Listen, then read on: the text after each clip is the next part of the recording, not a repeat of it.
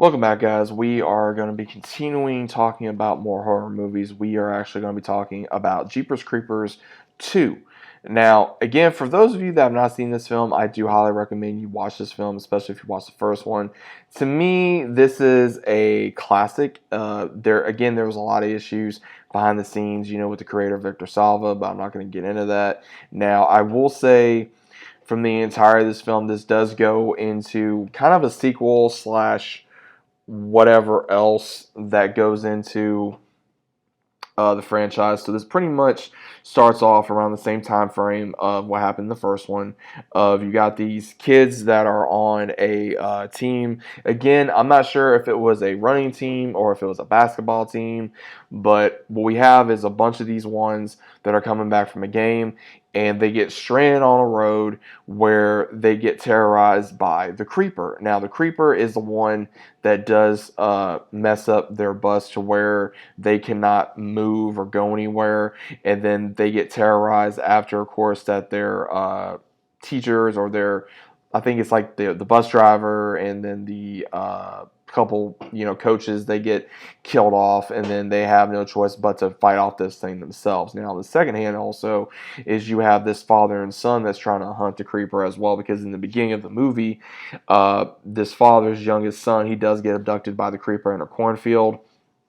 And when this happens, they're trying to not only fight, but also figure out how to kill the thing as well. And what happens in the film is these kids are stuck in the bus. So you got to think, you have this monstrous thing outside that is wanting to kill you and maybe eat you. You don't know yet. And it is taking everyone that it fancies, and it even like sniffs slash licks on the bus and basically chooses out who it wants.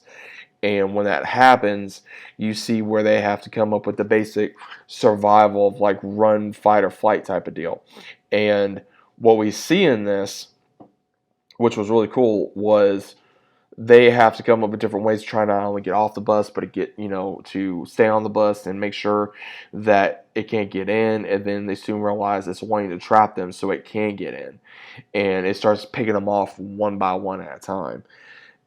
But what's really interesting about this is that you see the whole ones wanting to turn on one another, and then also them trying to figure out a plan, or those to sacrifice those so that way the others can survive.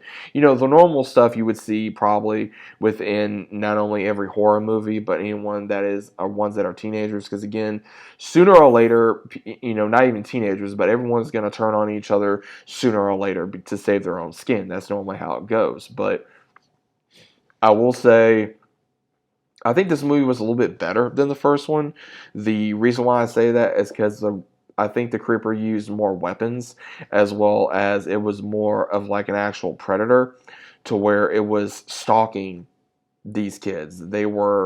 He was hunting them. He was trying to make sure that whatever he was doing, he was going to entrap them so he could actually kill them and enjoy whatever they had that he wanted, whatever body part that he wanted to consume to be able to use for himself. Because one of them, like his head gets ripped off, and he takes a head of one of the students and it replaces it with his own. So it's really crazy.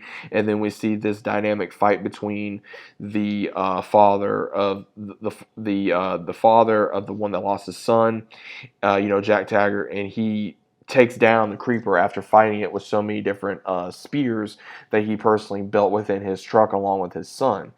And they finally go up against him, and they finally are able to defeat him. But they didn't really defeat him. It's more like the Creeper ran out of time. He ran out of time due to the fact of he was going back into hibernation.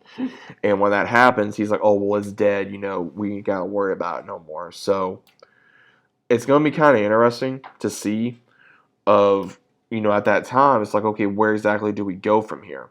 And when we do that, it just says however many years later, like 20, 22, 23 years later, and you see where, older Jack, he's older now, he's waiting on the Creeper to be, I would say, reawake, and he's waiting for him. And then you see his son, they're running almost like a museum slash tourist attraction for ones to try to see the creeper. And you just see at the very end where Jack is like, he's saying, I took it down like this. He says, well, what are you waiting on? He says, I give it a day, maybe two max. And he knew sooner or later that it was going to wake up. So, and that was the last time we ever saw it. So you got to think, we got this movie in what, '03, I believe? Yeah, it was '03, and then the next one didn't come out till 2017.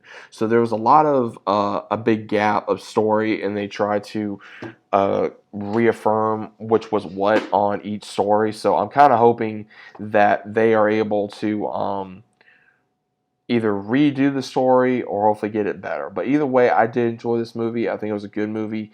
I think it was, I would say, a decent horror movie. I would definitely say, if those of you have not seen this film, definitely give it a try. It is worth it, in my opinion. If you can get around some of the stuff that happened behind the scenes, the story is good, the lore is good, the acting is good, the action scenes are very good. For its time, it's still a great movie, in my opinion. But let me know what you guys think about it either way down in the comments down below, and I'll be seeing you guys, as always, on the next one.